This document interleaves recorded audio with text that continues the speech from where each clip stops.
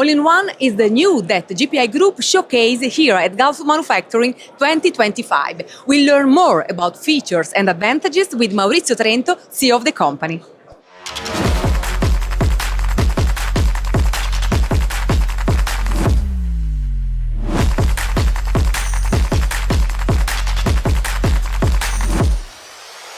At Gulfood Manufacturing 2025, one of the latest innovations from GPI Group.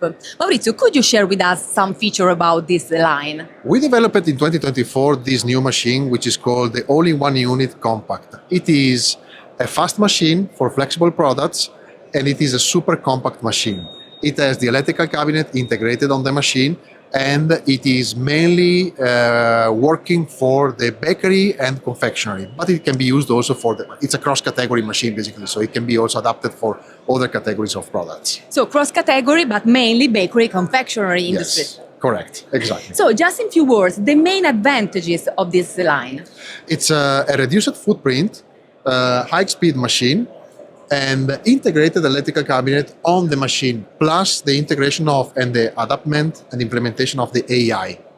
So relating Gulfood Manufacturing, as usual, you exhibit here.